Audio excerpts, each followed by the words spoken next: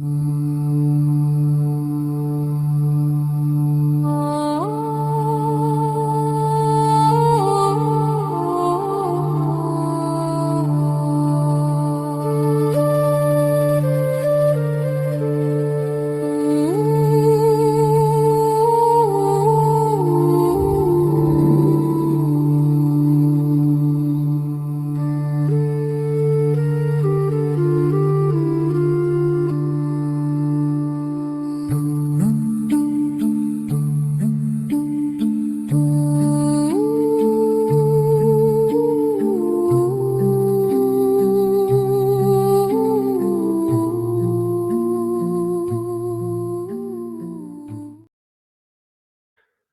everyone. Welcome to Pre-Conciliar Radio. I am your host, TLM Ryan, and today my guest is another Ryan Grant, uh, having a nice puff of his cigar, which looks very nice to me. My office is below 50 degrees, hence the giant coat I'm wearing. It's like 30 degrees here in Nashville, and my office isn't fully insulated yet, so we are going to make do. But Ryan, very jealous of the pipe. Um, he is our resident historian for this episode, where we are going to be discussing the Battle of Agincourt. And I'm going to insert this into my Joan of Arc series. I briefly covered the 100 Years' War in about a 40-minute episode, very high level. But and as promised in that episode, we have brought Ryan on to talk about probably the pivotal battle in that war, which led to the need for Joan of Arc to rescue the French. So we're going to get into it. I'll be asking Ryan lots of questions. I'll be relating it to a particular movie on Netflix that you can check out, as well as my own understanding of the situation. But Ryan here is our expert. Ryan, welcome, and thank you for joining us. Well, thank you for having me. It's always great to talk about history and especially have a chance to nerd out about military history, which normally I have to stop myself from doing. I don't know if the audience knows, but I majored in history in undergrad with a focus on military history. So we are going to get real nerdy here, but try to make it entertaining. And speaking of that, I have last video's comment contest winner. Let's pop it on the screen here. It's from Joan Good 4495. It took me most of my life to finally find out that she, this being Joan of Arc, is my patron saint. I can't wait for the next episode. You're killing it. Nerdy, but not boring, and that's a tight line to walk. Well, thank you, Joan. We hope that we won't let you down on this one. And my patron saint is also Joan of Arc. So that was our contest winner. For last video's comment, again, if you leave a comment and I like it, I select one a video and then I read it on the next show. So, okay, I'm going to set just a brief, well, first let's introduce our guest a bit. Ryan, can you tell everybody your background, what it is you do, and why you know so much about this battle? Okay, well, my background is somebody who probably never should have gone to college or should have been a laborer somewhere, but was told by every guidance counselor and everyone that if you ever want to do anything, you have to go to college. So I went to university and didn't do terribly well. Was interested in a number of things. It was like a gadfly. I was all over the place, plus a number of different things. But then I kind of settled on philosophy and Latin and history at a certain point and just pursued those. And then after I graduated, I pursued them a lot harder. And I always thought it would be like Roman history.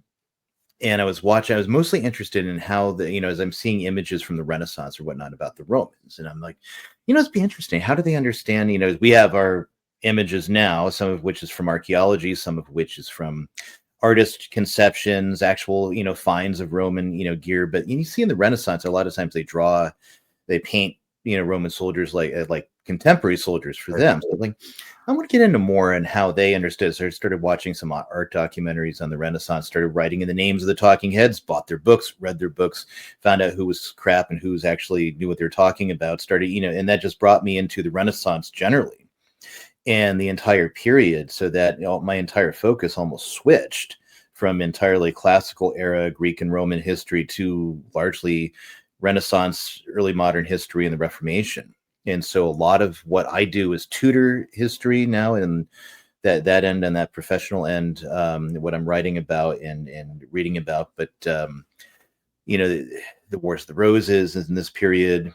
Also and again, the 100 Years' War is one of those that's actually complicated. It's not nearly as easy as a lot of people think it is. And there's so much dynastic, elements that come in from the Middle Ages that you break down. I also love military history, mostly early modern military history. So that's more 16th and 17th century. But also, which brings in a lot from this period too. And Henry V is the consummate warrior of this period. So that's so I read a lot of research, and my basis is generally primary source documents. Let's get to it's why I'm also writing a book. I've talked about it a number of times. I'm writing a book on the War of Spanish Succession. I've been writing it for 15 years. And if I'm lucky, I'll actually get it done before I'm dead. But as all great authors do. I'm never satisfied with it. I actually had to teach myself how to read French just to get to a lot of the primary sources for that war. So that's actually helped me with a lot of other work in the Renaissance, just to be able to crack open the text and read it without looking it up or say, ChatGPT, help me, and then publish something unknowingly, which is like a glaring error will do to you, or throw in extra things. And so it's anyway, I try to get to that. What's the primary source? What did they say? And then I start looking at the profs and the secondary source. And there are some good university profs out there that are very much worth reading, because they do that very same thing. They go to the primary sources. They know the paleography. They're reading in multiple languages. They're putting together and crafting their narrative. And that's why a good history book from a bad one is when you go in the bibliography and you have loads of primary sources. And the entire book is based off of those, and the secondary sources are rather for addressing academic debates or citing other people's interpretations, again, of the sources. That's good that you brought that up, because in one of our previous comments from a previous video, somebody asked me how to read a history book. So if you're watching, I forget who that user was, but if you're watching, I know I featured you in one of our comment contest winners. But Ryan's advice is very pertinent to your question. Of course, I also said you may need a secondary, you may need a cheap history book first. That's just very broad on the topic, so you can familiarize yourself. And then if you want a really good one, go into a lot of primary source cited books to get you got to really drill down into the particular topic of the subtopic of the topic. But with that said, before we get into this battle, let's set the stage in that vein from a broad perspective. So Ryan, you're a Renaissance expert. Would you classify, and this is my personal opinion, I think that the 100 Years' War straddles two eras and somewhat takes both of these nations, France and Britain, and pulls them into the Renaissance era. And in fact, this war has many unintended consequences, such that, generally speaking, both nations come out geographically roughly the same as when they started, although I think Britain loses more territory on the mainland, but they're completely transformed by the end of this war. And I think it sets the stage very nicely for the Renaissance. When do you, from your historical perspective, put the line in the sand as to when the Renaissance begins? And what date do you put that at? I see historians have different takes. I have it's not revolutionary to me, as I'm the first one to come up with it, but my take is that there is no line in the sand, and that essentially the Renaissance and the medieval period are the Renaissance is a movement that is coterminous with the Middle Ages. And that there is no place where you can draw a line in the sand and say, oh, look, it's the Renaissance. The lights came on. You're thinking following Petrarch, that the Medios Evos, this horrible period of barbarism. It's sandwiched between the great glories of the classical period and now when we've rediscovered it, right? That old view, Jacob Burckhardt's a big supporter of that view too, 19th century writer. And it's like, let's get to the brass tacks. Nobody noticed, oh, hey, it's the Renaissance now. Great.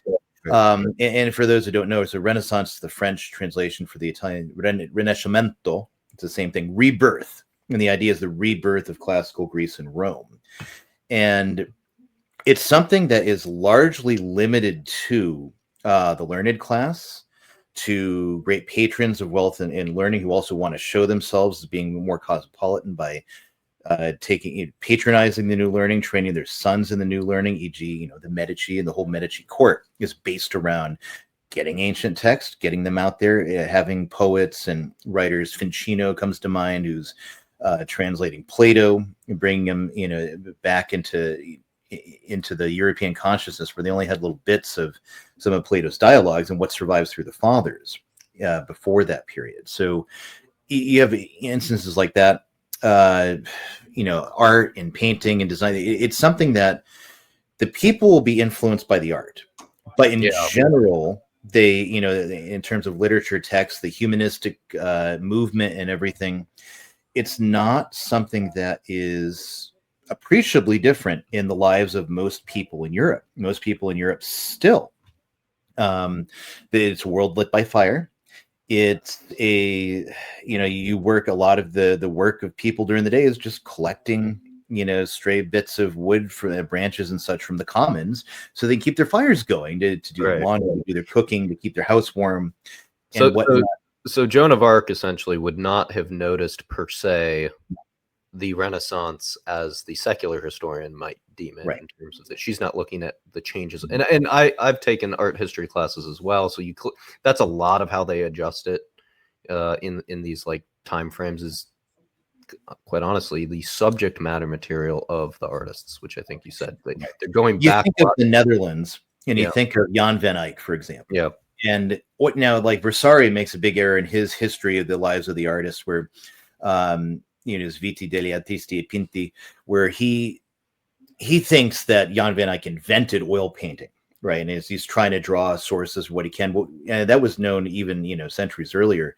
But Van Eyck does something that's unique, is that he's able to develops his technique such that it makes it look like the figures are coming to life, like they could walk out of the painting. You look at the Ghent altarpiece, and the figure of Adam looks like he could walk off the triptych, or it's not even triptych properly. It's multiple paintings there. Yeah. You have, there's such detail into very small things like jewels, their reflections. And that's really and this is happening before that, the what we usually call the Renaissance is going on in Italy. And it might have even influenced it, at least by reputation. So people will see this, and it's like it's a new level of realism that they didn't have before in their artwork, and that's where it would impact people, but it wouldn't change their daily lives. Of course, militaries, though, well, they're impacted, and we'll get into some of that. But I guess my thing, the French army, the French military at this point, it's more unified. Whereas the reason that Agincourt happens and that the Henry V is able to conquer France essentially is because of the disorganization in the French, right? There isn't a unitary structure. And of course you have a king that thinks he's made of glass and is afraid if Charles VI is afraid he sits down, he might break because he thinks he's made of glass and all these things. So he doesn't command his troops in person.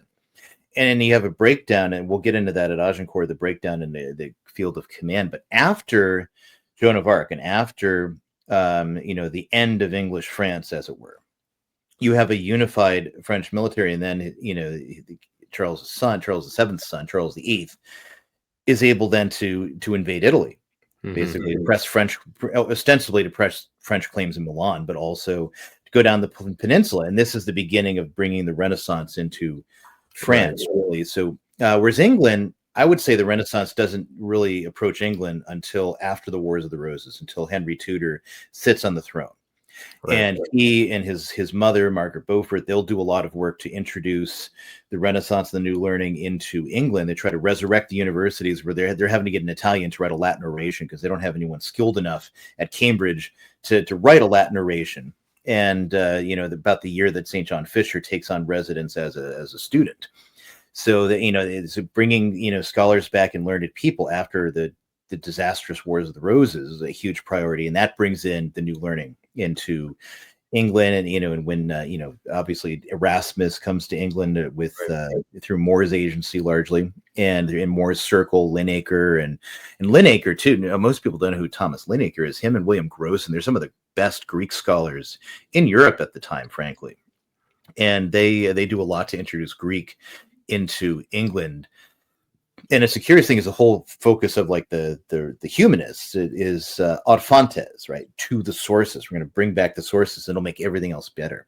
So Linacre thought that would happen in medicine, right? So he brings in Galen. He gets an authoritative, best manuscripts possible, Greek manuscripts of Galen. It translates them. And he thinks this is going to bring a revolution in medicine. But it actually doesn't. It's funny that he's really disappointed because actually Galen is a Roman, or he's Marcus Aurelius's physician, took care of his gladiators, made observations for what he was allowed to do, but he was never allowed to actually dissect a human body and examine it and such. So he bases his observations on men based on pigs and other animals, and the tradition kind of notes that with a nod, So it's when it shows the limitation as well of the new learning as it comes about. But right, yeah, the Renaissance that's painted by secular humanists of today is very much that we pulled everything out of the Dark Ages of Christendom, and now everything got better. It's much more complicated than that. In fact, the church had quite a bit of problems with too much humanism. But okay, let's talk about the 100 Years' War. Because I guess the point I was making about the Renaissance is that the 100 Years' War, certainly by most European scholarly standards, begins in, I don't know, roughly the Middle Ages or High Middle Ages. And it ends in from my limited knowledge of how these timeframes are broken down, it ends in the early Renaissance. Or maybe mid-Renaissance. You could 1453 is when it ends. Is when the standard date for it ending. Also, the same year that Constantinople fell. Right. So it's interesting. Historians used to say that the fall of Constantinople was the end of the Middle Ages. That used to be a really common in the 19th century, 20th century, big popular date for that. Yeah. And that got challenged because, again, what in European life changes from the Middle Ages at the fall of Constantinople to the year after, or an appreciable generation after? Absolutely nothing. So you got more Greeks running around Italy trying to make a dime, teaching, spreading their knowledge, Yeah. And and so you don't have any appreciable change. And that's why I argue that 1517 is that the Protestant Reformation revolution is the end of the Middle Ages. And because not that it changed the way people live day to day per se that much. I mean, you already have printing around, you have a confluence of a lot of things, but there's something that it does that changes the essential nature of civilization and culture as it had existed through the Middle Ages, and that's the unity of Christendom. So a more appreciable impact. Mm-hmm. Yeah, and that's for people who aren't familiar with historical literature and historians endlessly debating, these are the types of things that people will debate. I mean, and they shift. Different time periods, like you said, the 19th century will have a consensus view of something, and then it gets challenged, and then it gets challenged again. That's kind of why the whole trust the science thing never really stuck with me, because I've seen how things change even decade by decade. So everything is really just kind of mood based sometimes. Like, for example, don't even try to read any modern historical takes on the Civil War right now. Ever since 2020, it's impossible. Go and read the old things. Yeah, go and read old sources where people were less attached to a narrative. That's what, Father Ripperger always talks about attachment. Historians have attachments to their theories, and sometimes they have attachments to contemporary political moods.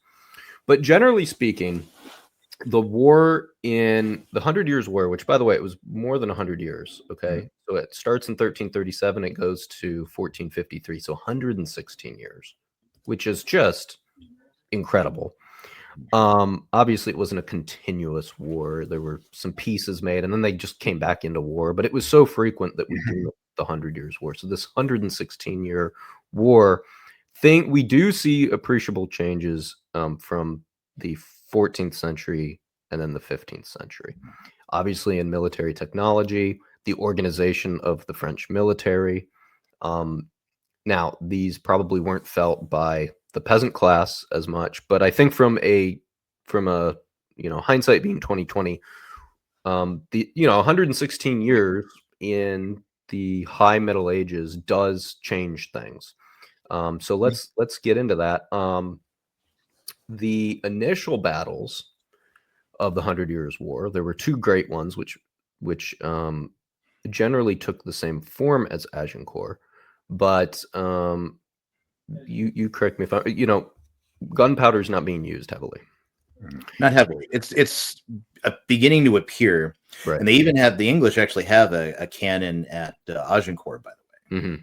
Right. But, compared to the end of the war, where artillery is very much used, and I think, at least this is my opinion from what I've read, somewhat dethrones the longbow, or not yet.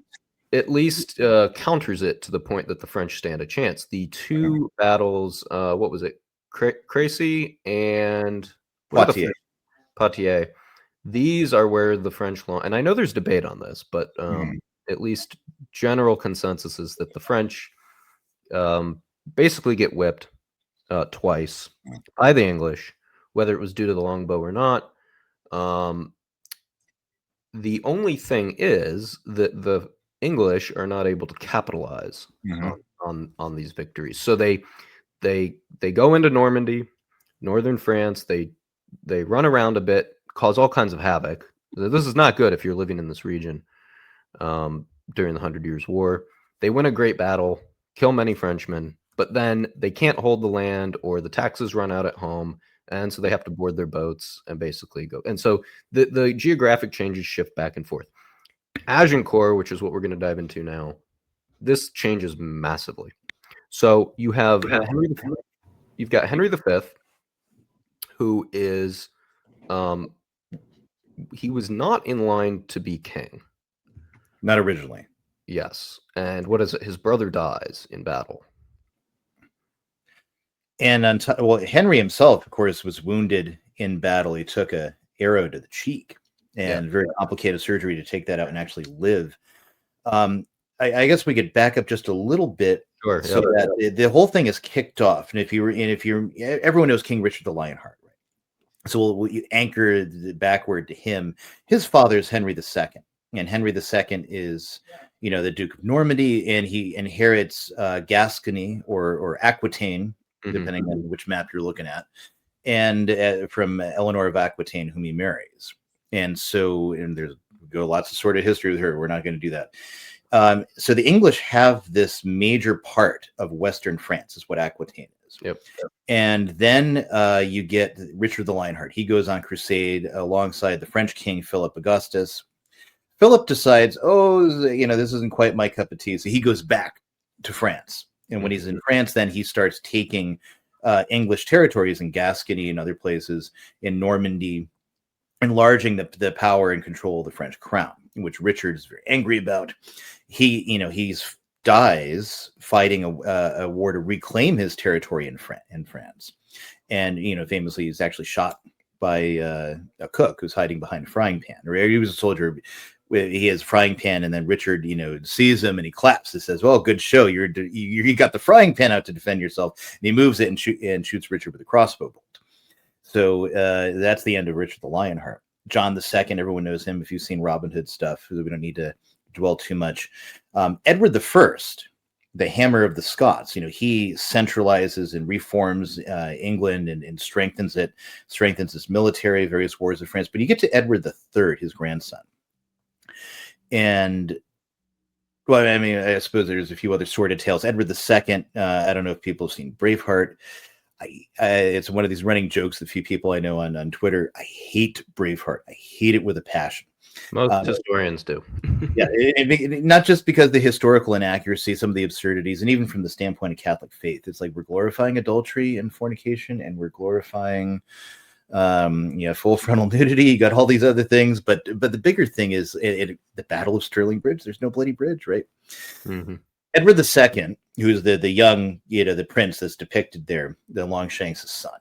He was rumored to be homosexual, but and he didn't actually, it wasn't incapable of performing the marital act with his wife, Isabel, who's from France. And she's actually called the She-Wolf of France. She was tired of Edward. Edward had failed. He got crushed by Robert the Bruce at Bannockburn. all his forces kind of melt away. He's very unpopular with the barons. So Isabel takes on a lover, Roger Mortimer, and they seize the crown from Edward II, and they kill him very brutally. Decide, oh yeah, since supposedly you like to take it up the tailpipe, here's a red hot iron for your sodomitical pleasures, and again, it's not clear that he actually did commit sodomy, but contemporaries thought so. It's heavily insinuated in Braveheart. Yeah. And, right, Braveheart's just picking up on that, and it's a great way to add make the antagonist a lot more sniveling and evil that way to depict them that way. There's tons of jokes about that as well. I mean, Monty Python and the Holy Grail kind of play off of that as well, where the prince just wants to sing, and he's very light in the loafers as well. So you get hints of this as well. But yeah, then Edward III, the future Edward III, is his son, and he grows up in the shadow of his mother and Mortimer. So once he obtains this majority, he kills Mortimer, takes the crown in his own right, and then there's a succession crisis in France, where the French king has died with no heirs, and Isabel, his mother, was of course his sister. And so Edward is the next direct descendant. So he claims succession. The French invoke Salic law, claiming it as being this very ancient law. So, and if you're familiar, if you read Shakespeare's Henry V, that makes a lot of the prologue, and they're debating about Salic law and whether that prohibits Henry V from making his claim or not. And you see it in Kenneth Branagh, that's the whole first act, if you've seen Kenneth Branagh's Henry V. And what it is, it's an old Germanic law that you can't succeed through the female line. And that's what the French are basically saying Edward is trying to do. And so they ignore his claim and go to the Valois line, and the Valois monarchy will then rule up until the Bourbons take over during the French Wars of Religion, during the Reformation. And so Edward is angry about this. He says, all right, let's fight for it. So he goes to France to press his claim and defend the English territories in Gascony or Aquitaine. And that's what gets you on the road to Crécy and Poitiers and other things. And so Edward has to make a temporary, truce because he runs out of money. His son, the Black Prince, is killed. And of course, he was ferocious in battle.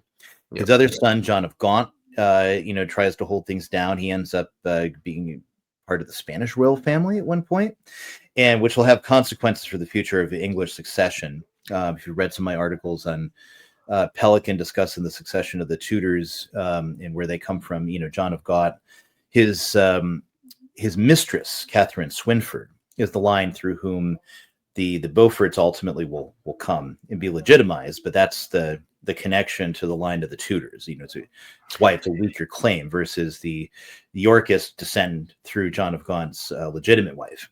And so, by the way, if people are having trouble following this, and I don't recommend watching this movie or this TV series, but Game of Thrones is heavily influenced by everything that Ryan's talking about. George R.R. Martin has admitted as much. So, and if you've seen Game of Thrones, there's all this backstabbing, murderous plots. I mean, nobody's honest.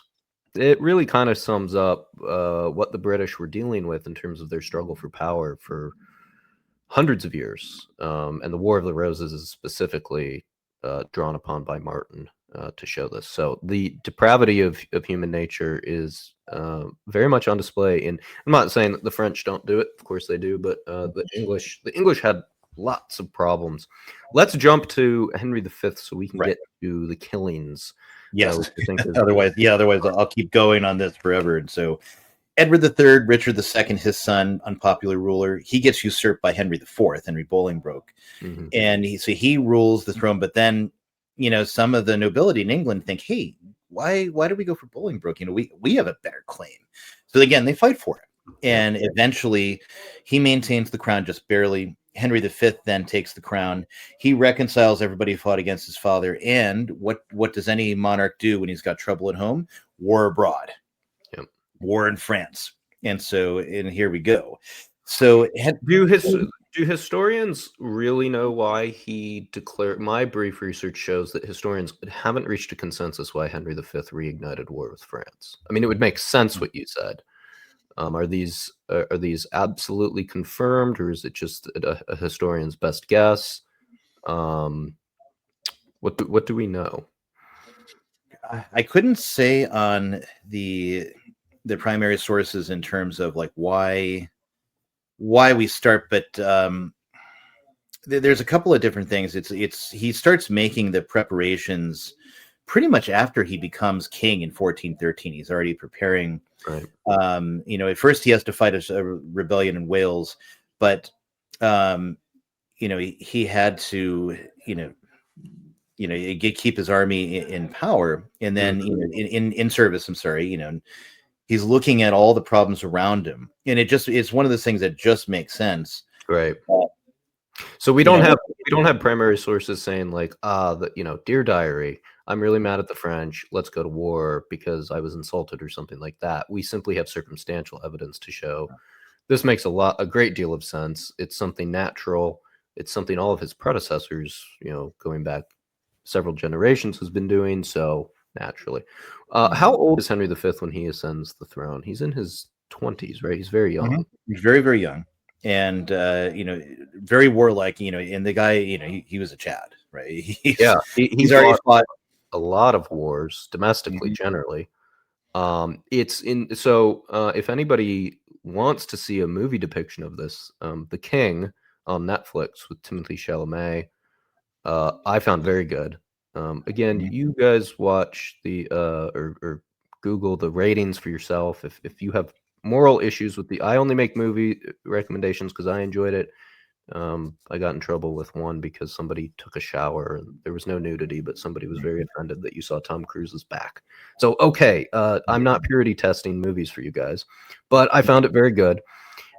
They play around with an insult from the French, which is not historical. There's no evidence of this, although it would also make sense the French may insult him. And they give him a ball upon his coronation to remind him that he was a boy. And he was, of course, a bit rowdy as a boy, a bit degenerate. Rumors and confirmed rumors of drinking and whoring and things like that, but he shifts quite drastically when he becomes king. And even though he was drinking and whoring about, he was still fighting wars. He was very battle experienced, which is something, we typically think of kings who are fighting wars as like something in their 40s all the time. But no, he was fighting battles as a teenager. And so war is in his nature. It makes sense. He's got domestic disputes are finally solved. So let's become a little more national in our thinking. This is good to keep domestic disputes at bay. And who is our common enemy? It's France. France is also constantly, England's other main enemy is Scotland, as you see in Braveheart. And the French were always assisting the Scots to kind of needle the English. That's actually partially why the 100 Years' War begins, or at least it's an antagonizing factor. It's an antagonizing factor, and especially after Bannockburn and the defeats of Edward II, the French said, "Oh wow, hey, then helping the Scots will help us." And so you even have Scottish troops present fighting with the French at Crécy and at Poitiers. So that animosity is present, so Henry V actually has the Scottish king in his army to tell the Scots fighting for the French. He orders him to command them to stop, which of course they won't do. But there's also a good movie on Netflix about Bannockburn called The Outlaw King, which is more historically accurate, way more historically accurate than. There's a couple of things, but I was willing to overlook them because the movie was good. Chris Pine is. I hated Chris Pine as Captain Kirk in those rebooted Jar Jar Abrams Star Treks. I hate them with a passion, and so it was great to see. Chris Pine's a competent actor, so it was great to see him really shine in a role. And so it's a good movie. I do recommend it, Outlaw King. And they have I believe they have the Our Father prayed in Latin in that movie. There's a prison scene where I believe it's the Queen is imprisoned and she's praying the Our Father in fluent Latin. So there you go. That should get your Latin mass itch. Anyways, there's clearly several movies that are leading up to this battle. that you can watch if this isn't doing it for you.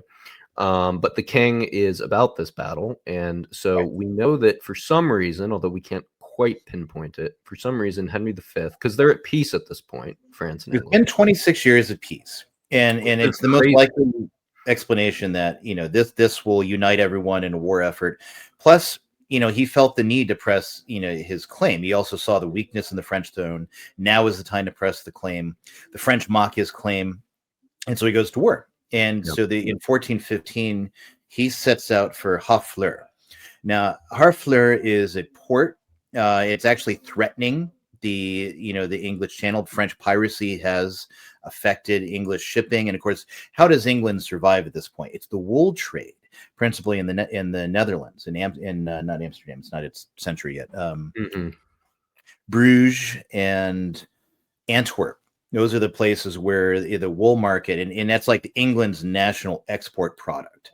And all throughout England too, you don't have cosmopolitan cities, and like you do in France, you have a lot of wool trading, because that's where the wealth comes into England for the most part, and then a lot of farms. And the French have been interfering with this on the mainland too, so that's another factor.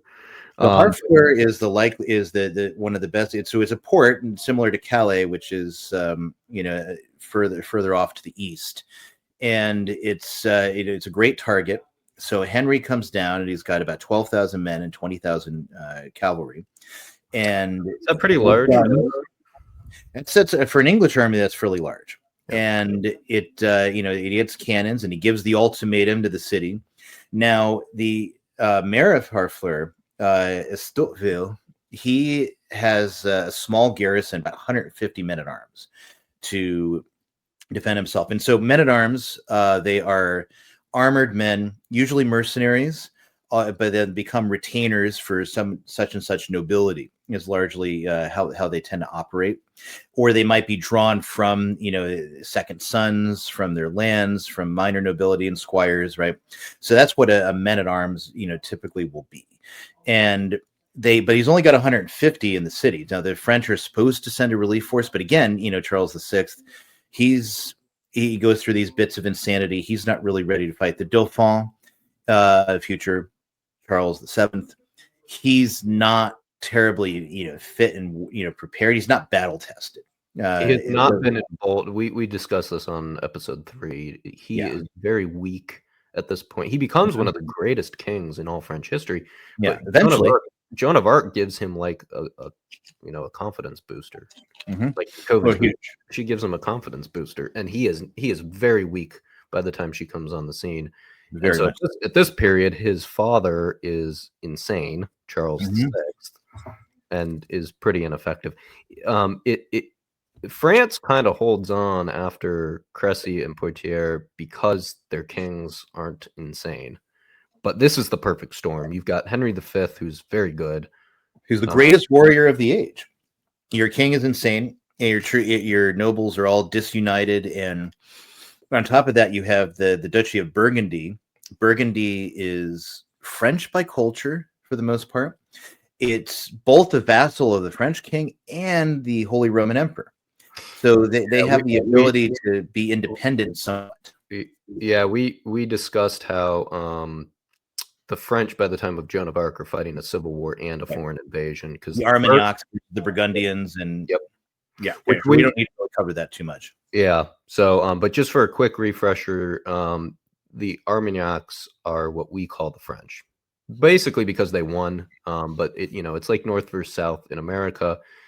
It would be like if we're going to refer to the North as Americans simply because they won. But the Burgundians are also French, and they are fighting what ultimately becomes the French winning side by the time Joan's around. But when Agincourt occurs, has this? I don't believe they've fully split with the French crown at this point, have they?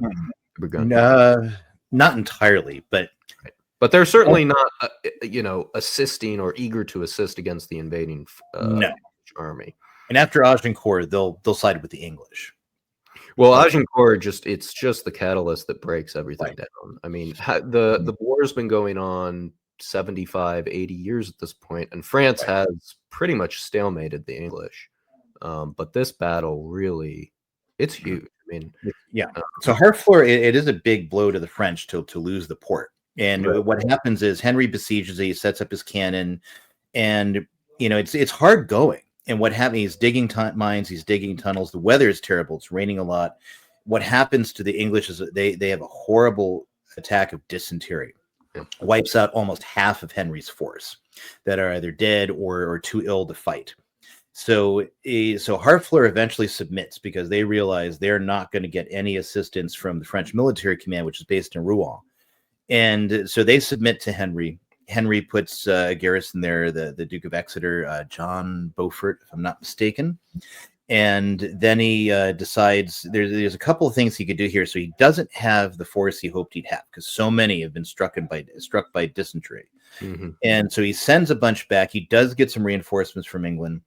And then he decides there's two options for him. He could go back, but that would be like admitting defeat. It would be a blow to his pride, but it would also be, make it harder to press his claim. So he decides on a chevauchée. And when I say French terms here, by the way, I offer apologies. I always joke every time I try to speak French, a francophone somewhere dies inside. Right? So I'm doing my very best. It's better than I can mine. read it, but I can't speak it. So anyway, but a chevauchée is essentially like a plundering raid. And there were a lot of these through Gascony and through into French territory during the course of the 100 Years' War. So Henry's basically going for a super common, by the way. This is what we do. It's when I read about the 100 Years' War, it was a little disappointing to read that most of it was just all these raiding things, but it really damages the home territory, and France was hardly ever able, if ever, able to do it to England. So England was always decimating the French countryside, and the French weren't doing it nearly so much to the English. There's something that Henry does that's different, though. Okay. Is that all the other ones eventually kind of peter out and they have to go home. Right. So how is this different? I'm curious. So this is different in two ways. One, so his goal is to get to Calais, so to cross the Seine and make a show of force back to Calais, where he can regroup, get some more reinforcements, plan the next season's campaigning. But it's terrible weather. The rain is horrible. But what Henry does, he orders his troops under like pain of death not to plunder the French countryside, because these are his subjects. He's pressing his claim to be king of France. So he is saying, these are my subjects also. And he gets very select people to deal with the French to try to negotiate for provisions and things as they go through. And there's if anyone's seen Kenneth Branagh's Henry V, and there's a Bardolph, who's a character from Henry IV that he used to be drinking and whoring around with and whatnot. And he, tries to steal. They ratchet it up in Shakespeare. He steals a pyx, in other words, a tabernacle, and so he's hanged for it. Now, there was a man historically that was hanged. We don't know his name, or at least I can't. I could probably look it up and find out. But for stealing like silver hinges off a church, and he's hanged publicly as a sign, and all the men are made to see this. This is what's going to happen if you plunder the countryside. So even the French chroniclers note that this chevauchée of Henry V was notable for how much it left the populace alone. Whereas on the other hand, the French armies, like under the Field Marshal d'Albrecht or Boucicaut, they end up plundering the countryside, treating their own people far worse. Yeah. And Henry's leaving them alone. And this is very much the kind of spectacle that Henry wants, right? So they make this journey, and they have to cross the Seine. And so if you get a map up, it'll show from Harfleur. You could probably find maps of his course here. And, so he's going eastward toward the Seine. And when he gets to the Seine, he finds out all the bridges and crossings are blocked. He captures a French soldier, and they interrogate him. And he tells him, well, the Marshal d'Albret, has 600 men to oppose you across the, all the crossings. And by the way, at this point, the French have gathered an army, and they're hot on his heels at this point. Right. And this is just the vanguard of the army. They're, they've got a much larger force that's waiting for him. So they're shadowing Henry, trying to catch him at unawares. Right. And so it's not the biggest, but I just Google imaged this. So here's the port. And I've been told nobody can see my cursor, but you see it chronologically. It says the 17th of August, through the 7th of October. So there's the siege. And then Mhm. here's the chevauchée through. He's going to your right. If you're watching this, he's going to your right to Fécamp, Au, Amiens, Mhm. Nessel. He crossed. Here's the Somme. Mhm. Which And is he kind of finally by Niels, where he cross, just past there is where he crosses the Somme, and there's which uh, if a you're bunch if, of if stakes prepared to stop him. Wooden stakes had been sharpened and in the ground, so Henry actually orders them to be cut off and the archers to carry them with them. mm.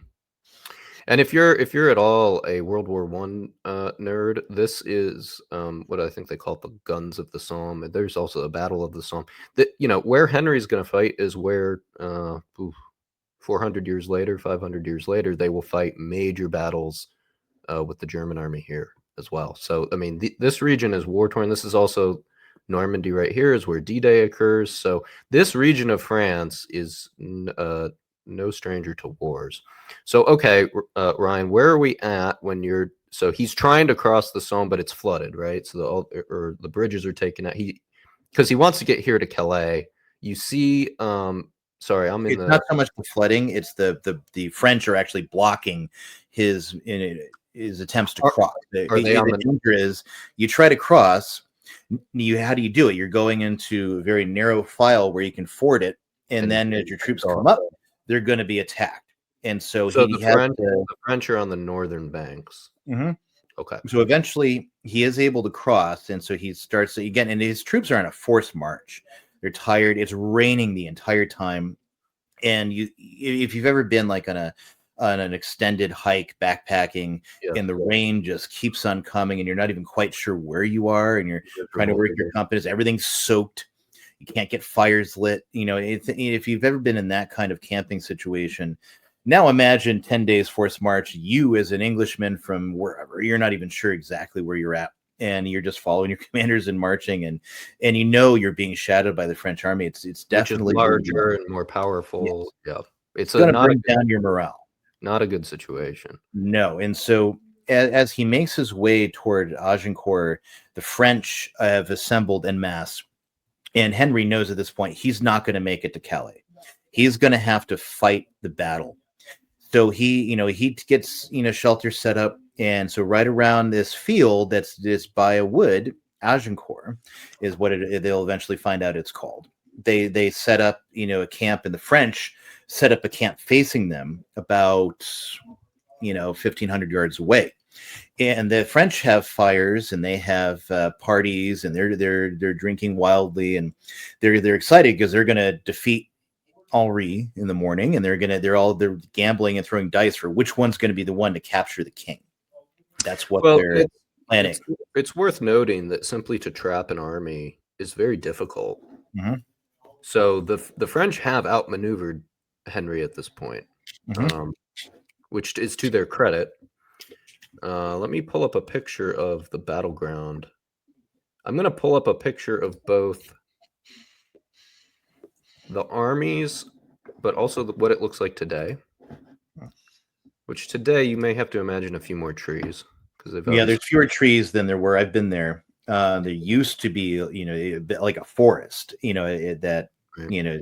The field kind of leads into off of a very high hill. But this is, let's see if we can share this. This is what it looks like today. Let's see, share screen.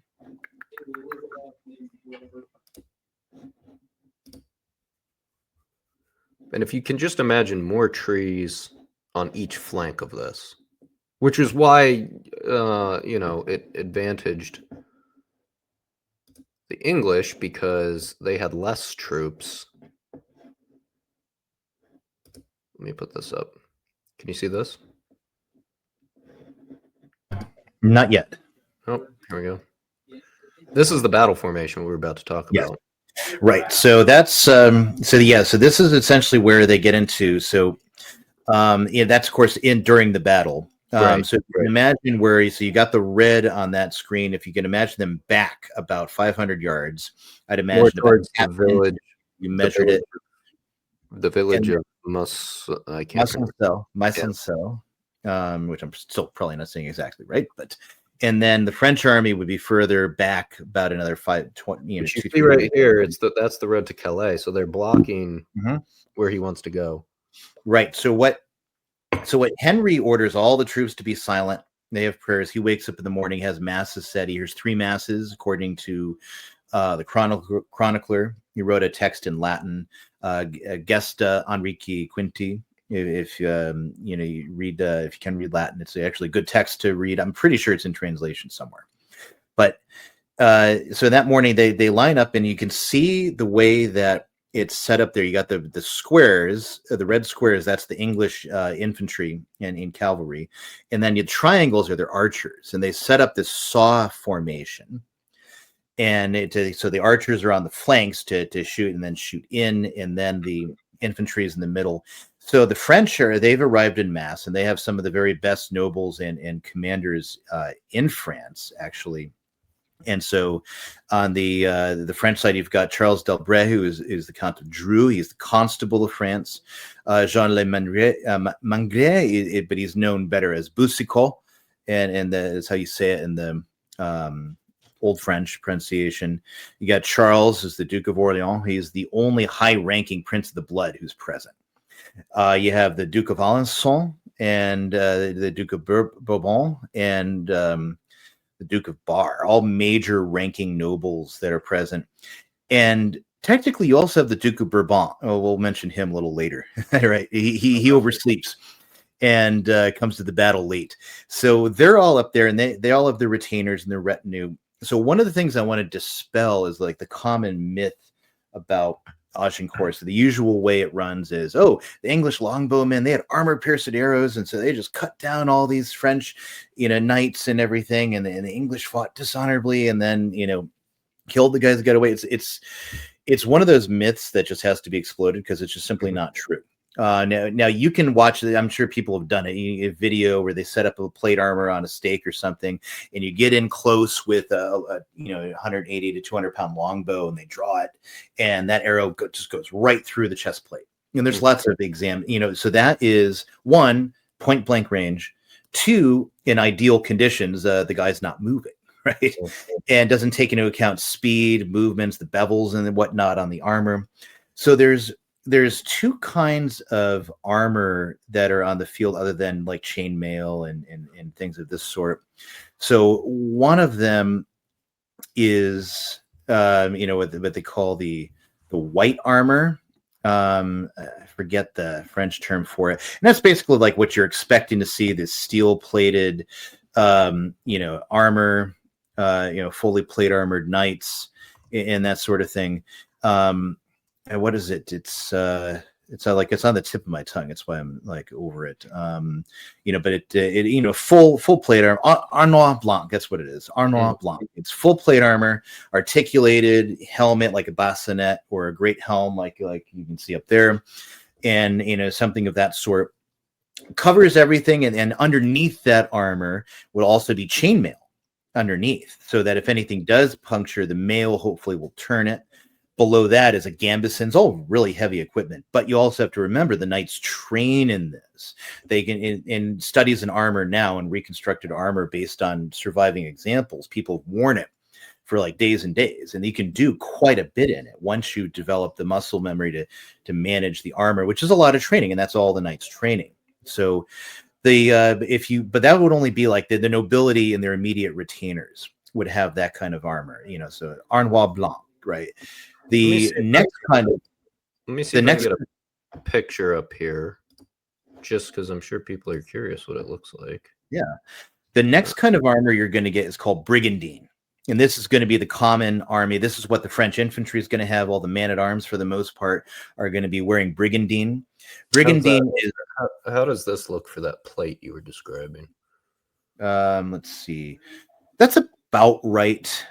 It's pretty close to Armoire Blanc style. And it's the Italian making, but you got the articulations and the bevels, and that's meant to deflect things as it hits. But search up brigandine armor. Okay. Brig in, like a brigand in. So men at arms, mercenaries, whatever, lesser nobility. It's a cheaper armor. It's still plate, but it connects largely through leather straps. So it's somewhat analogous to a modern flak jacket, which has so many plates that's in the jacket structure.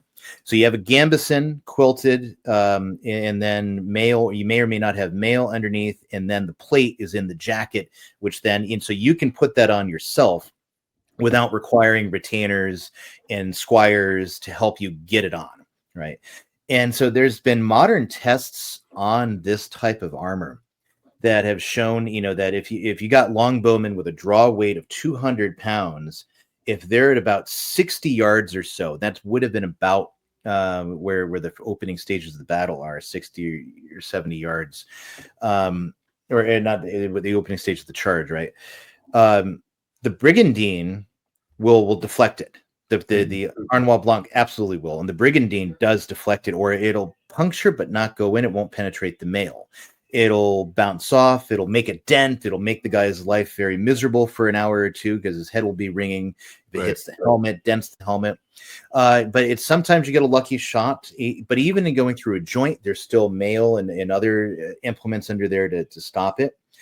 That's not, and then you factor in the speed that you have someone coming down on a horse at 25, 30 miles an hour, that that arrow is going to get deflected by and large.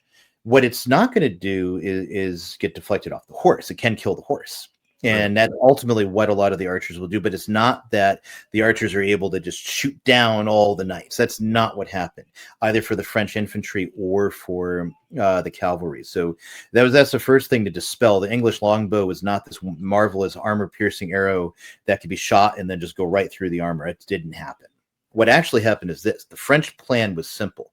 So they're up on the hill, like in your graphic there. Yeah, let me pull that and up. The English are down. And the English are about 1,000 yards away. So the French are just kind of sitting there, and they decide, well, they have more troops coming and from Rouen. And so they want to just wait and amass their forces because they know they're going to have more troops. But Henry's got what he's got, and he's not going to have anything else. On top of that, the English are tired.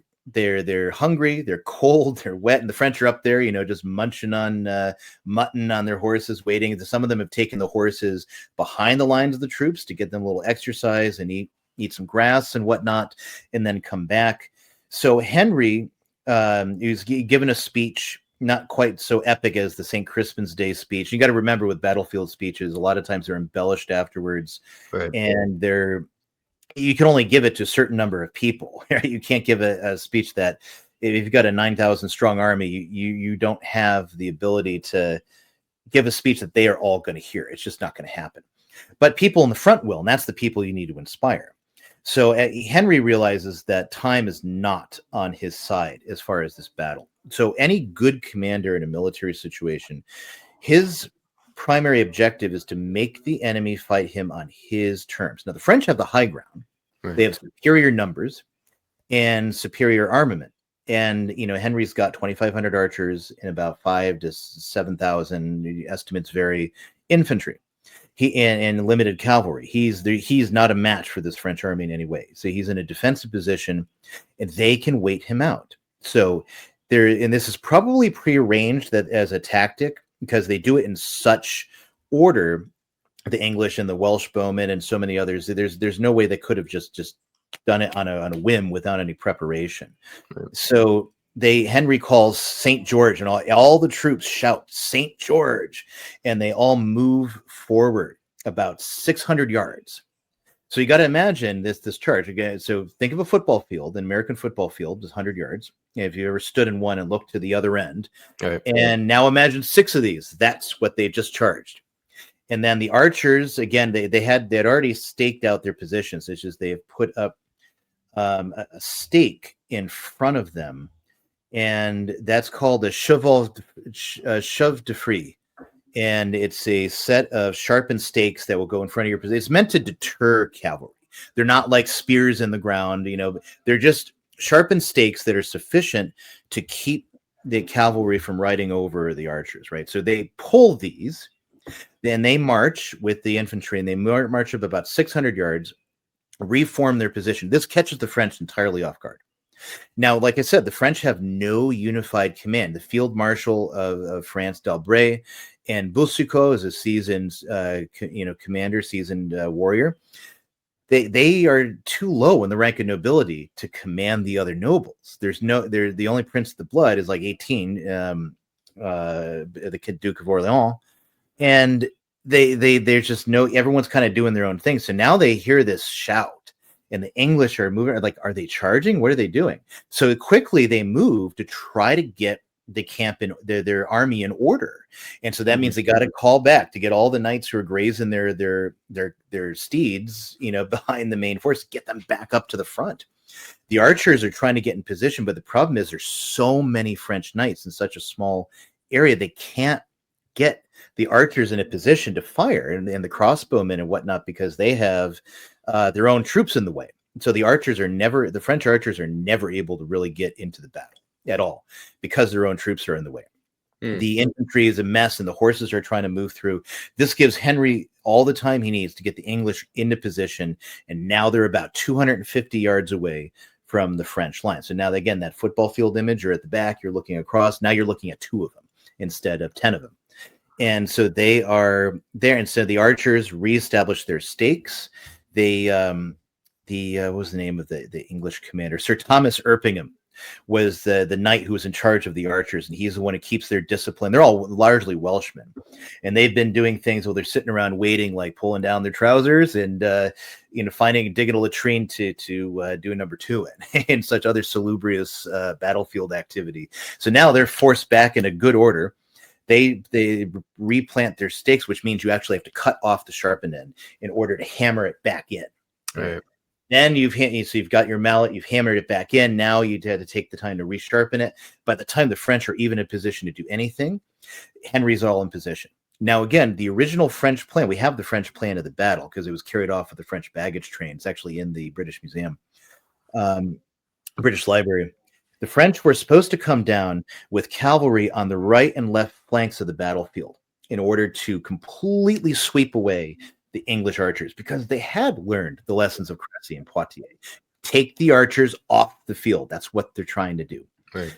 And then the infantry will come in for a massive shock, and then the ranged troops will line up and then start, once they get into range, to take out the English, especially as they're fleeing. That's the idea of just a massive shock and wipe them completely off the field. But it never actually happens because, again, this disorder. So the cavalry comes together and they make a hasty charge, and then they start arguing with each other who's going to take the English nobles who are present, because that's one of the biggest things in a war like this is ransom. You ransom off a lot of money. Even a man at arms can be ransomed if his retainer for a high enough lord. Why? So basically, Henry reforms his line forward. Right. And why does that create a panic in the French? Is it 2 things? Because they were 600 yards back. Now they're up close. So and this allows the longbowmen to actually be in effective range. Okay. And so, now, you said that most of the plate would deflect, but right. I mean, you shoot long enough, you're going to kill people by... You're going to, even with brigandine, the brigandine might not be penetrated, but the legs are not an articulated armor. You can get the leg, get an eye, go through a gauntlet. Yeah. So even though your rich commanders and your high level troops are generally safe, it's still going to do damage, and you've got to move these archers off. Plus, I would imagine there's some psychological memory. Well, huge. Now time is not the legend of the past 2 battles where these things had really wreaked havoc. Okay, that makes sense. So the longbow, it's not like you're shooting these guys with a machine gun, which is the way the longbow is depicted in like English propaganda, but so it's not that deadly, but it is still a deadly instrument that needs to be contended properly. Okay. And the French are, in the reputation of the longbowmen. So this is enough to make the French say, we have to do something. Right. And so that's all right. Let's do something rather than nothing, which usually when somebody says that, that's usually your problem. So they charge, and they go to charge in the main line, completely ignoring the archers. So the archers are able to continue shooting. So what happens? Well, it kills their steeds. There are many steeds that horses that die in that. Knights get unhorsed. They try to get back up. The cavalry, as it comes down, the stakes on, that the archers are behind, for the various detachments of cavalry, they can't get through them and bring their charge to bear, really. And so they start wheeling around. They wheel around in front of the infantry. They're exposing themselves to more fire, more horses die. And then they kind of panic and run back up the hill. And the French, when they do that, run right into their own infantry. And I don't know if you have ever been on a reenactment ground and you've seen a horse in the midst of people that wants to get out of the throng of people. I have, and it's terrifying. Let's say people went to the hospital that day. It was a reenactment society. I was in Italy about over 25 years ago. This horse just went nuts and started kicking around, eventually made its way out, jumped over some people went to the hospital. So this is what happens to the French. I'm getting a scene of disorganization leading to a hastily orchestrated charge. Honestly, if they had their wits about them, they simply would have retreated back towards Calais. Yeah, and barred the way to Calais, just besieged. Right, fight a delaying action, because if you look here at the top of this, Henry wouldn't want to go beyond those woods because then you can't stake yourself in a circle.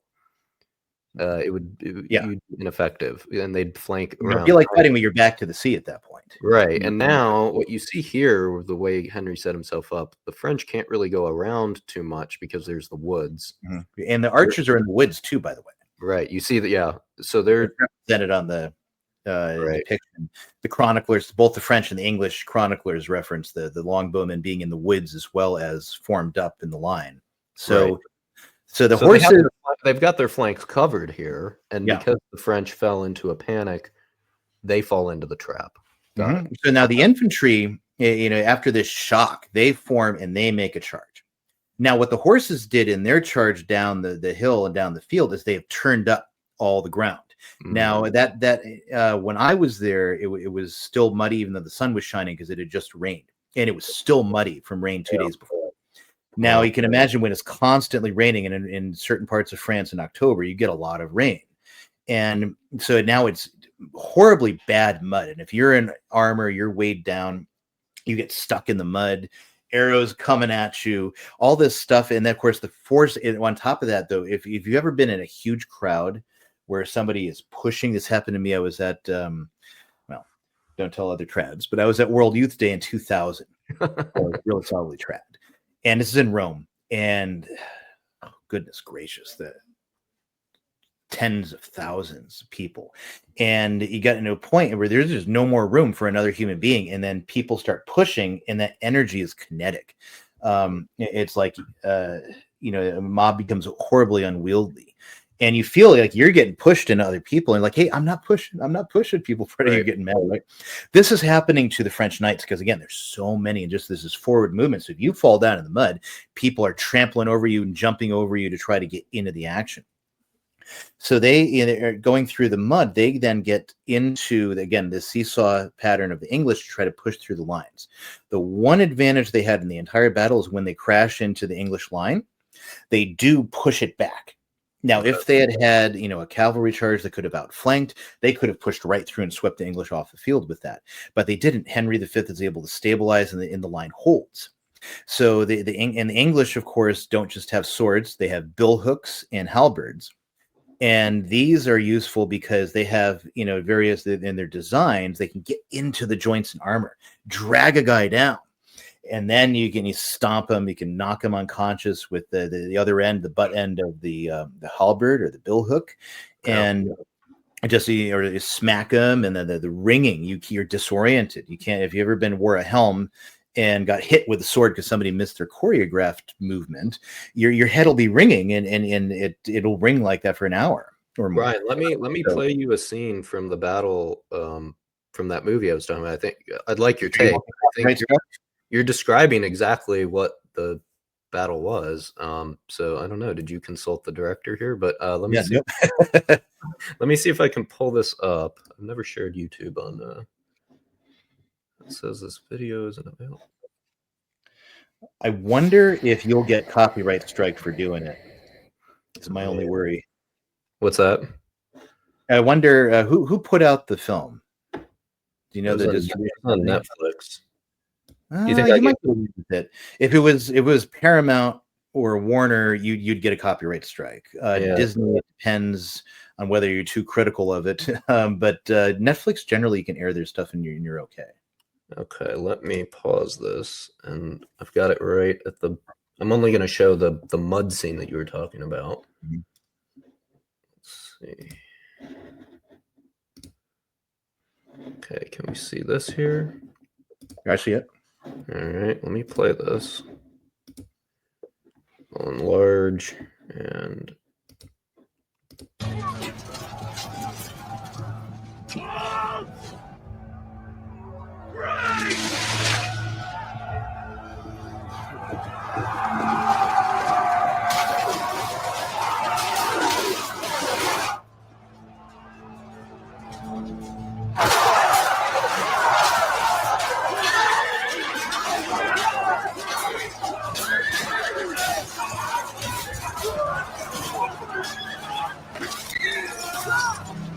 You might want to pause it here just to avoid a copyright strike so we can comment on it. Some of the armor, there's not enough brigandine, especially on the English side. So that's one thing I'm noticing.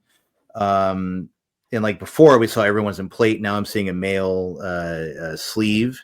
And so I'm just kind of curious because before, I don't know if they did like CGI fill-ins when they didn't have enough extras or whatever. But the theory they give, or which may or may not be accurate, is that the English were ordered to dress lighter, so just in male. That's why you actually see Timothy Chalamet is pictured there. He doesn't even have a helmet on, just male. I'm not sure how accurate that is, but that's why you're seeing it, is that they in the movie that. But here's the mud scene, which I think is what you're describing. Yeah, they use these tiny daggers. Right, the misericordia is what it's called. And so, but that's a good way to get in through the joints. And here's the ringing. Yeah, that's brutal. It gets pretty gruesome. I mean, let me go right here. I'll skip ahead, but where you're talking about being pressed in upon. Yeah, there it is. Yeah, and it's just like a scrum of all these troops in together. Talk about claustrophobic. Yeah, I mean, there it is. I mean, that would be just utterly terrifying. And you can't even. The French chroniclers talk about it. The men couldn't even raise their weapons because they were packed in so densely. It's how how can you do that? And you really just can't. So this is the situation that they're in, and again, there's more and more French, and they're being held in reserve. So what happens? The archers, see the scrum, so they put down their bows, and they are armed with things like mallets. And they have knives of their own. So a knight or a man-at-arms, he has a special pugio or dagger, and it's called the misericordia, because in a normal battle anyway, usually you want to take the guy prisoner. So if he calls mercy as you're like reaching through, then you got a decision whether you're going to honor it. Is he a dangerous mercenary you're going to see in the battlefield again that's not going to fetch you much money, or is he a noble? If the former, well, let's get through the joints, stab through the neck, stab through the eyes, get in, or of course in the groin. You saw there they were stabbing through the eye slits. Yep. Yeah, and that's accurate. That's what they did. And actually, the French chroniclers talk about most of the wounded had died from bleeding out through the eyes or through the neck, through the groin. Terrible to say, to really dictu, but that's So that's the how this happened, and then at a certain point, the French, they're just exhausted. And so they start surrendering, and a lot of the nobles, Albrecht, Boucicaut, and then so they surrendered, become prisoners. So now the Duke of Bourbon arrives on the scene, and he sees this, and he doesn't even have a covering to show his colors, which is very dangerous, because if they can't identify you as nobility, he'll just kill you commonly. Right. So so he took a standard from a standard bearer, kind of cut it to put over him. And then he charges down, Bourbon, like this exciting charge. Of course, he gets unhorsed. His horse is shot out from under him by an arrow. He gets captured. Quick little, thing. So now Henry V has all these prisoners, and the French there's still more troops there on the hill, and they're making movements back and forth. And Henry doesn't know what to make of it. Are they planning to charge? And this is like the one black mark on Henry V's career of honor and nobility. Now he's in a situation where we got all these French prisoners. There's weapons all over the ground. Not hard to pick them up, but the French charge these prisoners, because the normal rule of prisoners, if you've been taken as prisoner and surrendered, there's now a relationship that's got to be honored. You have to protect him, and he has to not attempt to escape or attempt to kill. That's kind of the accepted rule. Now, Henry's also heard that the baggage train got sacked and all his gold and treasure has been taken. And this wasn't done actually by French regulars. It was done by locals who had knew some paths through there and found the English train, and largely unguarded. And so went and took all the treasure and all the gold and grabbed it out. Right. So he's feeling very surrounded, and he doesn't have a lot of men. And so even I can't remember, there's one French historian I was reading that said that what else could Henry have done in this situation? So he orders the prisoners to be killed. His men do not want to comply. Some of them might have been honor and chivalry, but the others, the money we're going to get, look how much money we're giving up. So, and Henry got angry, and so he orders the archers, who would not have really gained much out of anything in terms of ransom or anything. They're the ones who end up shooting a lot of these guys or killing them.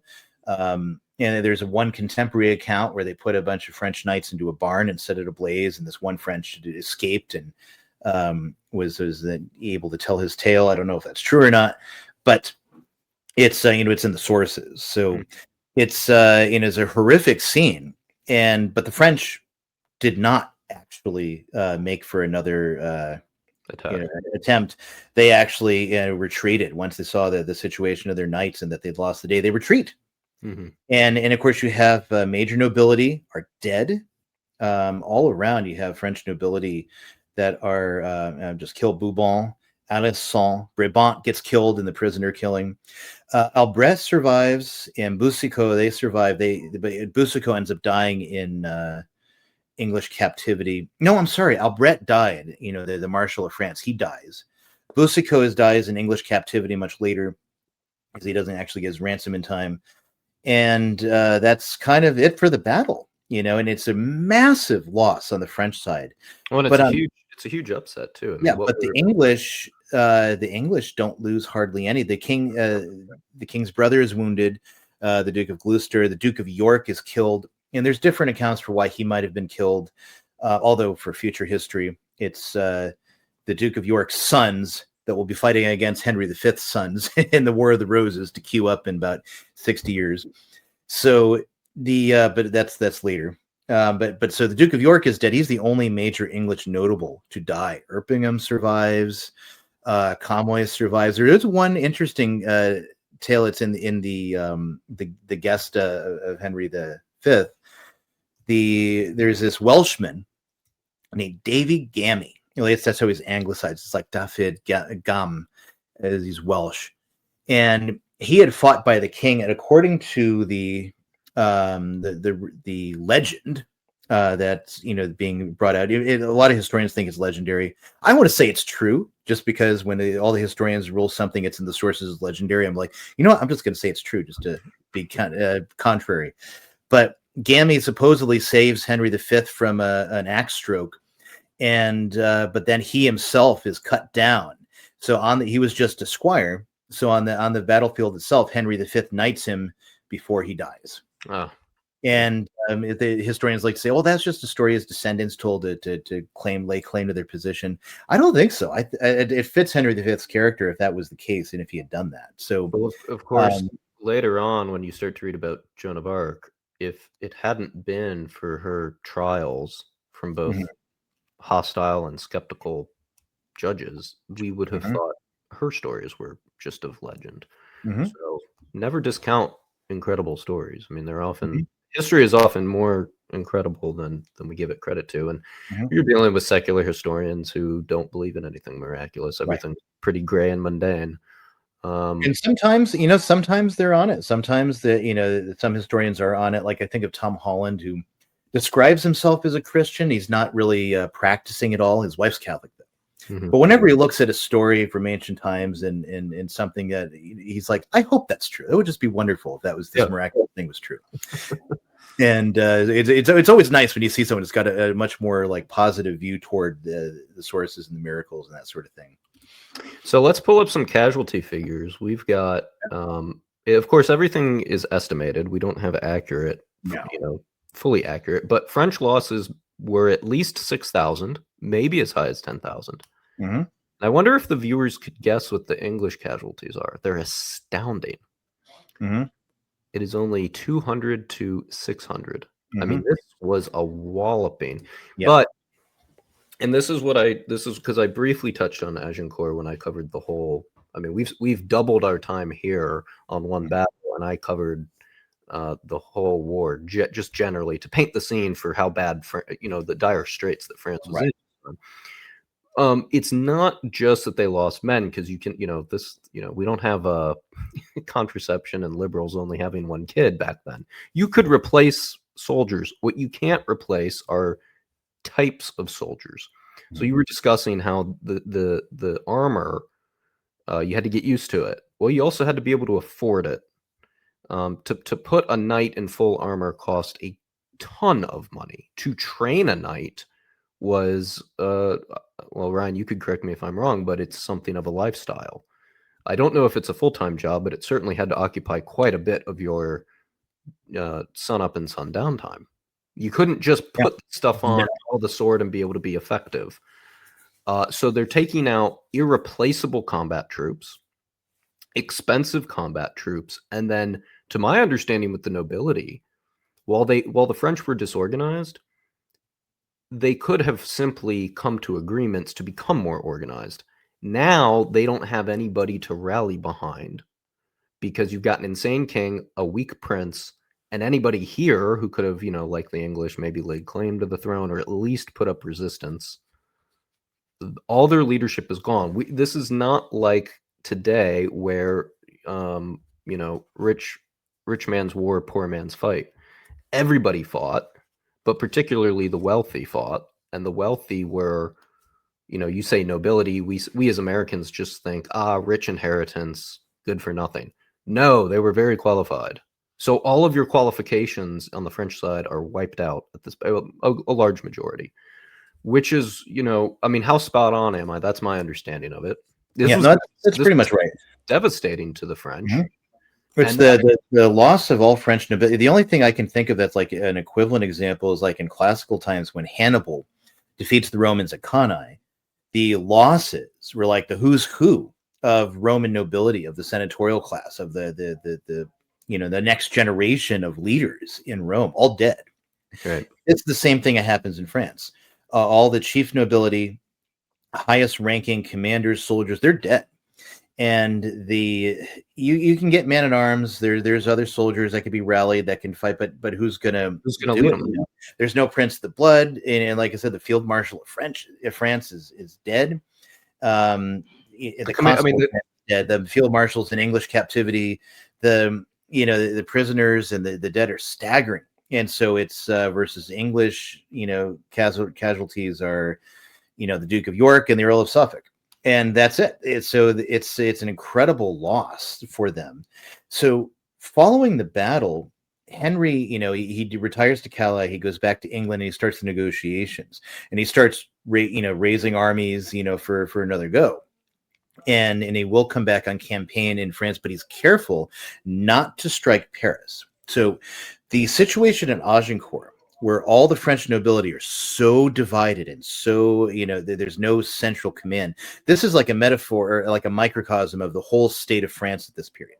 Mm-hmm. It's completely disorganized and divided, and you have nobles fighting for themselves, and then major portions of nobility that are against the French court, namely the Burgundians. So, and then they ally themselves with the English during this. And as a result, then the negotiations begin, and basically Charles VI will disinherit his son, and Henry will become king when he dies. Yep. So that way the succession looks smooth. That's just an insane thing to occur. In fact, the historian I've been reading about, it's called the Treaty of Troyes or Troy. I cannot pronounce French at all. It's spelled Troyes, but I'm not. And it Henry's own, or not Henry, Charles VII, the prince, His own mother, in an official state document, essentially insinuates that he may not have been legitimately conceived, which is, again, astounding. Right. All of these events are incredibly astounding, and they clearly show, particularly with the absolute destruction of the power command, because again, if the king of France had been sane, perhaps he could have rallied others to him. He was not. Think of King Theoden before Gandalf arrives. He's just out to lunch. He's completely mentally compromised. And to disinherit your son and give his inheritance to your archenemy is, I mean, again, if we didn't have the primary sources, people would have said it was something of legend. Yeah, no kidding. There actually one point here too. So again, if people are familiar with Kenneth Branagh's Henry V, the Shakespeare play, Shakespeare's version of events, he plays this bit up with Charles's daughter Catherine, who part of the treaty he marries to Henry V. They make this scene, of course, where they try to talk to each other, and he doesn't speak French and she doesn't speak English. It's all rubbish. Henry, French was Henry's first language. Anglo-Norman French. And because the entire ruling class coming from Normandy spoke French. And even in this period, for like another, until the period through the War of the Roses, you start seeing proclamations show up in English. The first languages were French. They spoke it, and there would have been no language barrier. But Shakespeare had no way to know that. He's 100 years out from the full Angloization of English government and kings whose first language is English, and so although like Henry VII, his first language was Welsh, and then his second language was French. He had to learn English on the fly when he came to the throne. So it's kind of crazy, and we still have remnants of this too, because the Star Chamber, the English state, the King's courts were still conducted in Anglo-Norman French throughout until the abolishment of Star Chamber during the English Civil War. So those traditions survive in the English court system, and they get brought over here. So if you're ever in a federal court, if you're ever in the Supreme Court, military tribunal under the UCMJ, the bailiff comes out shouting, "Ouye, ouye, ouye." And you're like, what's this ouye stuff? It's spelled like oyez. It's Anglo-Norman French. Hear ye, hear ye, hear ye. It's a plural imperative, right? Isn't that crazy? This goes back to William the Conqueror coming over from Normandy, and I discussed this on my video, which is why there's somewhat of an English claim here, is that the nobles of France conquered the nobles, if you will, of England 300 years before the war we're talking about, the 100 Years' War, begins. And now in 2026, you will still hear that in a court because someone won a battle in 1066. So this is how history is cool. This really is. I was actually I discovered that the village of Domremy, which is where Joan of Arc is born, would have fights. The boys would get into fist fights with the local Burgundian village because they were a border village, and everybody was pro-France in Joan's village, but the one neighbor in her was pro-Burgundian. So the boys would fight each other. And we have primary accounts from the 19th century by a physician who was a Domremy native. And he said, oh yeah, as a child in the 1850s, I would get into fist fights with those boys too. And they probably had no idea why. It was like just like why does Ohio State hate Michigan? I went to Ohio State, and I can't tell you. I just know that we hate Michigan. Well, the reason that those boys were still having fistfights in the 19th century was because of the Burgundian anti-France, civil war that basically broke out under Joan of Arc, which I find fascinating. I hope they're still doing fistfights, and I hope that Domremy kicks their ass every time because that was great. Although maybe they'll make a temporary truce to get in fistfights with the invaders from certain Middle Eastern countries. They really should, but it's a lot more those kind of traditions. They're a lot more salubrious than like when I grew up. You got in fistfights. I grew up in Eastern Connecticut. You got in fistfights from people in Western Connecticut because in Eastern Connecticut we were Red Sox fans, and on Western Connecticut side you're closer to New York, so they're Yankees fans. Yeah. A little more trivial than our village betrayed France, and our village bored Joan of Arc, one of the greatest saints of all time. Right. That's got to be talk about the trash talk that goes on before those fights go down. No kidding. So that's the Battle of Agincourt, basically, in its essentials. It's the it leaves here and it enters into legend.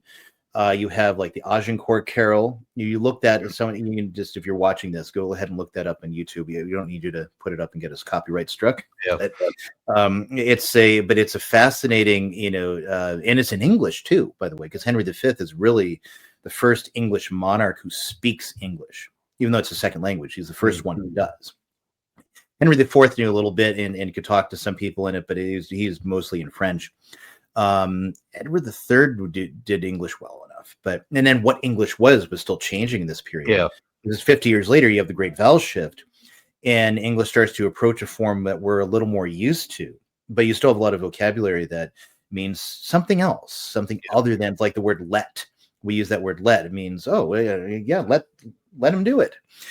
In that period, it means the exact opposite. It means stop him. And you see that in Henry VIII's pastime with good company. Who shall me let? As in, who's going to stop me? Got it. Very interesting.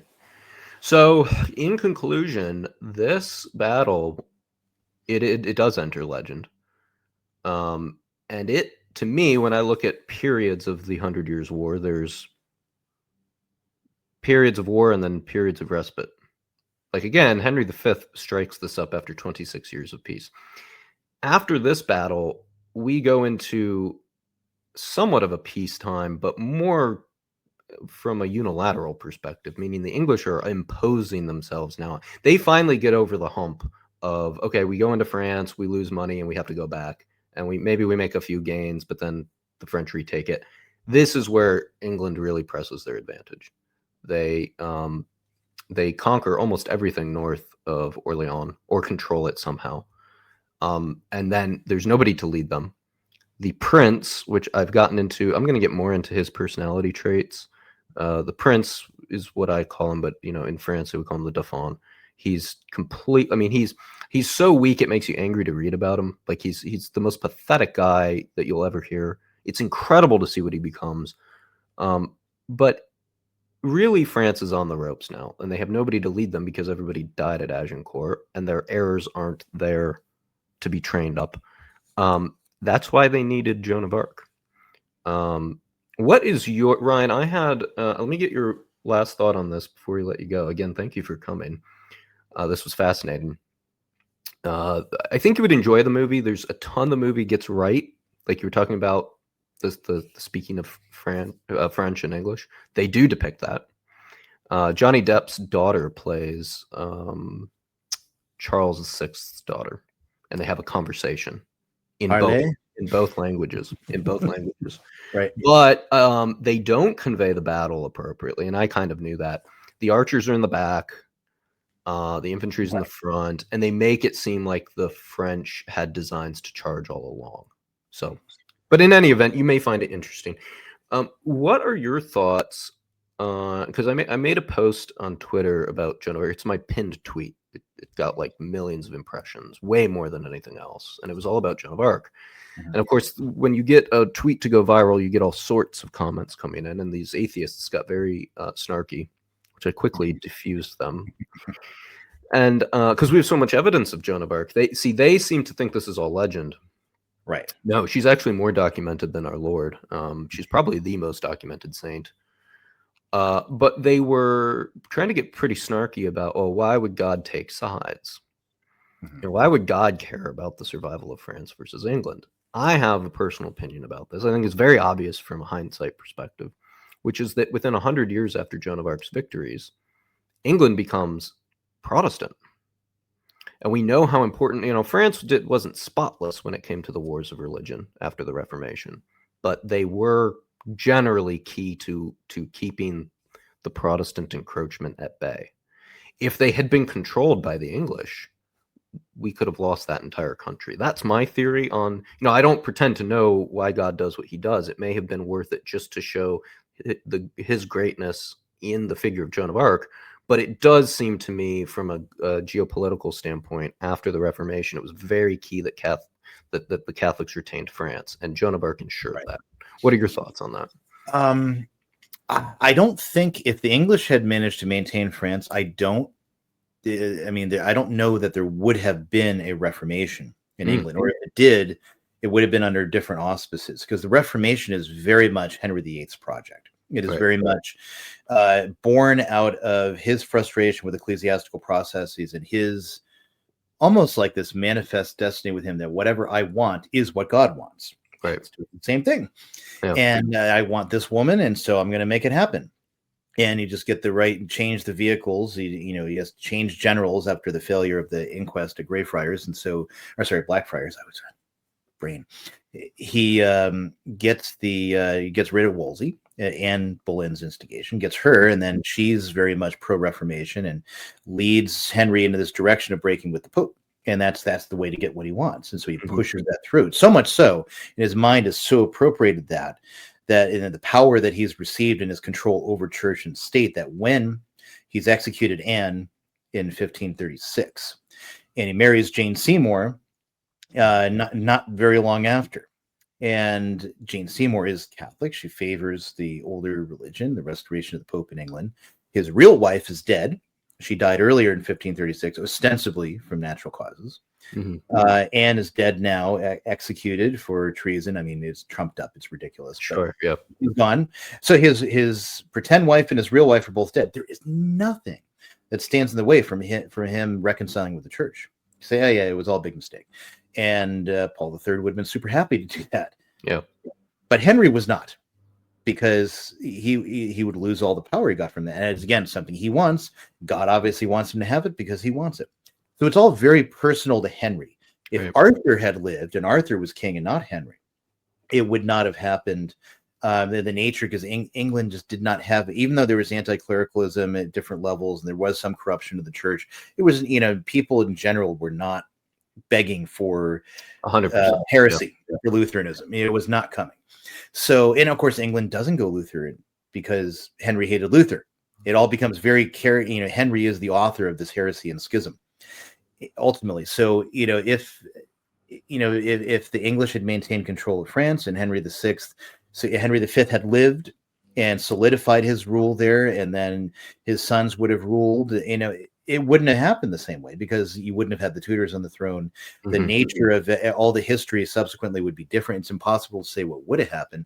I don't think that you would have had a move to the Reformation in that way.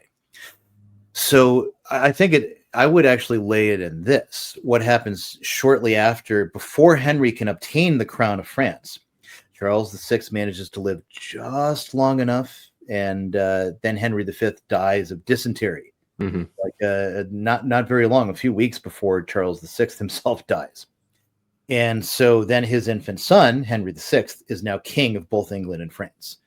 And there's a line in the Old Testament: woe to that nation whose king is a child. That tells me that there's a sin that comes about in all this. What that was, I don't know. Some way in which, because Henry is convinced God is on his side. And you look at the victory of Agincourt, the English take it for granted. God's an Englishman. Of course we won this. Yeah. God obviously favors us because we won. It just makes sense. And then you're just questioning, but then he raises up Joan of Arc to boot them all out. And that tells me that they sinned in some way.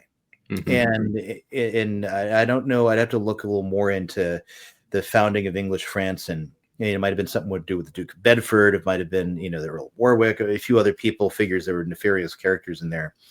But something was done where Henry V dies, and now the king is a child. Yeah, it's almost like a biblical curse in action, and thus, then Joan of Arc is raised to kick the English out. Because the French themselves, there's really no reason, like when Calvin is challenging Francois to embrace the Reformation, and you've got kind of minor gentry hoping to make bank on the church the way they did in Germany and England. Francois is like, no, I already own the whole church, because of various treaty he struck with Julius II. He controls all the ecclesiastical tithes and church money and property and endowments, and he doesn't need the Reformation to control the church. He already has it, basically. So it was part of the end of the War of the League of Cambrai. So it's there's no attraction for him to do that. But the French kings, as you'll go, down the line, you have Gallicanism, which is basically Anglicanism in France under different auspices. And the kings were smart enough not to go definitively in that direction, but they'd raise the specter whenever they didn't like what the Pope was doing. And, the specter of Gallicanism and, oh, yeah, I could. And that's one of the reasons why a lot of the Council of Trent is not even implemented in France until after the French Revolution. Yeah. It's so I don't think it's nearly as black and white as Joan was needed to keep them from Henry VIII, because you wouldn't have had Henry VIII. You wouldn't have had the Wars of the Roses. Henry's descendants would have been firmly in power. It would have brought back the victory of all the treasure and everything, and everyone would have been happy. So I think there's got to be. So you take more of a divine pre-Joan of Arc rather than post-Joan of Arc. Essentially, that he raises up Joan of Arc because of some evils that the English had done. Yeah. That would be my view of it.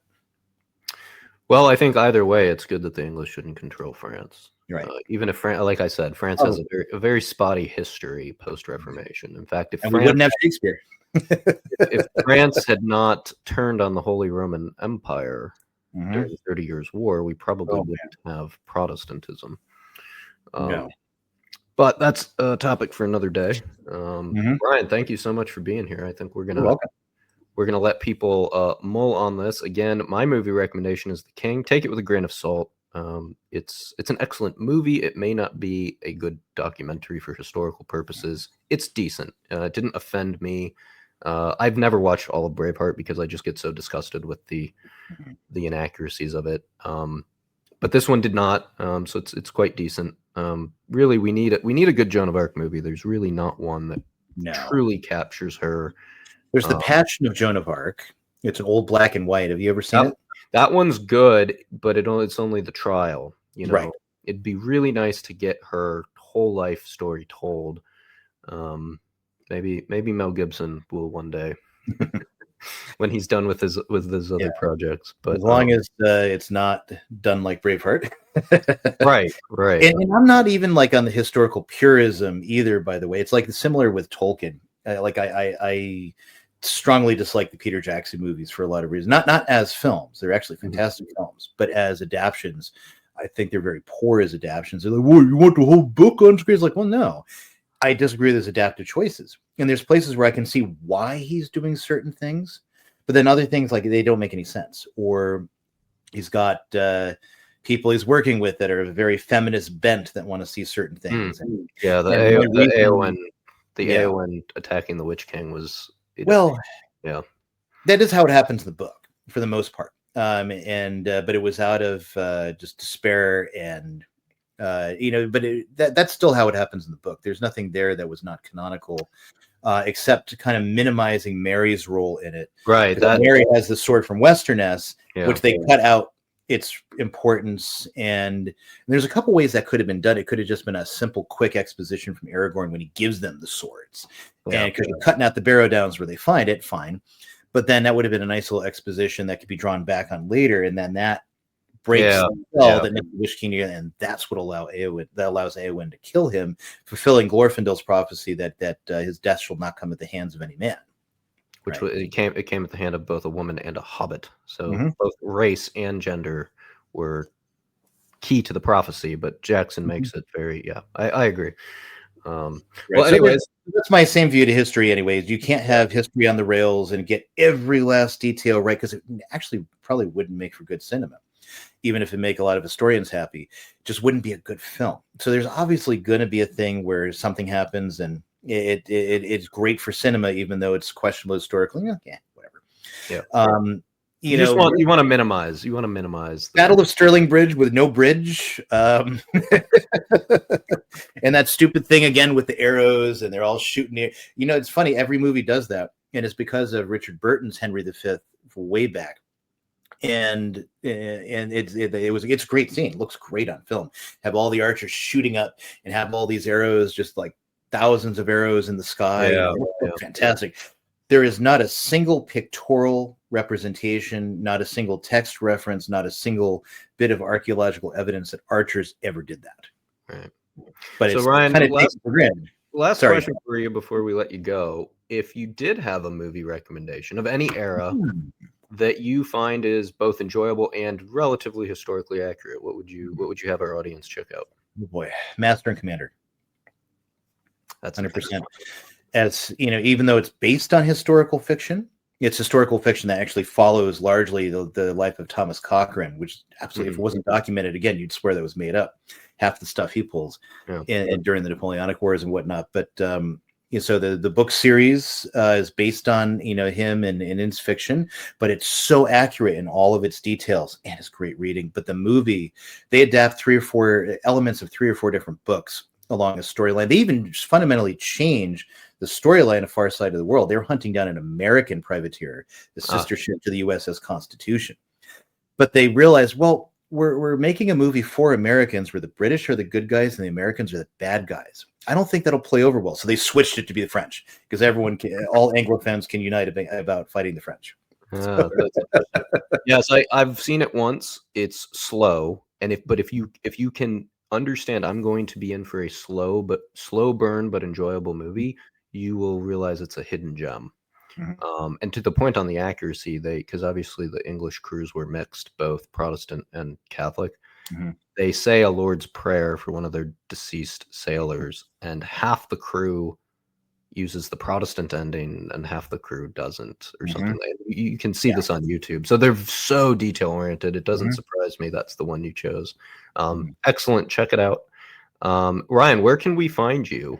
Where can we find your work? So I run Mediatrix Press, mediatrixpress.com, and I republish a lot of Lives of the Saints, some historical text. I have a great historical biography of St. John Fisher, St. Thomas More. I do theological translations and a lot of St. Robert Bellarmine. I do have Alphonsus Liguori's Moral Theology that I haven't worked on in years, and I'm just working to get back into, as people have been begging me for quite some time to get that going, and so I'm trying to move that along. I just finished a translation of a devotional work of St. Robert Bellarmine called De Gemito Columbae, on the sigh of the dove, and it's a work on the value of tears or penance. And I was trying to get it done before Lent, and I realized there's no way I'm getting this done before Lent. It'll be so rushed. I'm going to have so many mistakes. So I took my time, and so it's just going through the editing right now. So that's a book that'll come out. It's never been done. A lot of Bellarmine's devotional work was done, translated English 100 years ago or 200 years ago. This one never was. Wow. So the first one. I know Mr. Gaspers gives you lots of credit for your translations. So Too much. There's things I kind of look back at, especially like the one on the Roman Pontiff. I look back at some things in there, I'm like, oh, because I needed money, and so I rushed it in without getting all the editing done. And the first edition of that was just disaster. Well, that's what embarrassed that I ever put it out. Now it's serviceable. There's still things in there I want to fix, but it's like, that line in The Incredibles, that one short lady, I'm an artist, darling, I never look back. Part of me has that kind of sentiment with stuff I did in the past, like, I need to go back and revise that, and like, I don't want to look back. It's almost too embarrassing to say, I put this out. All right, I gotta fix it.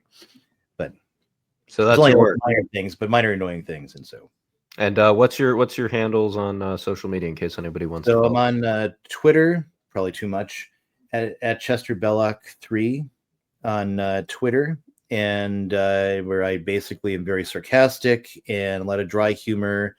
A lot of just trying to laugh at the world or make fun of it because it's too depressing to think about it too seriously. And also I write at Pelican Plus, and I write for 1 Peter 5. I got more things I have to write for them. And they're not very much at 1 Peter 5. I'm trying to build that up. And Catholicism.org, I've started writing for them, a series on Queen Mary Tudor. And the next one of that should be coming out soon. So you can find me in all those places. Awesome. Well, yeah, go check out Ryan. He obviously is writing a lot. I don't know how you do it. I've tried my hand at one book, and not one book, probably 10 different books. I never finish a chapter. I'm like, this is just not my skill set. So we're glad that you're doing that. I know it's a unique skill set. It's difficult to do, but we appreciate all your translations, and we very much appreciate you joining us for this episode, the Battle of Agincourt, as it goes down in history, directly leading to the need for France to call upon one of the greatest saints of all time. This will be episode 4 of my series, a special edition, because obviously it doesn't have really to do with Joan.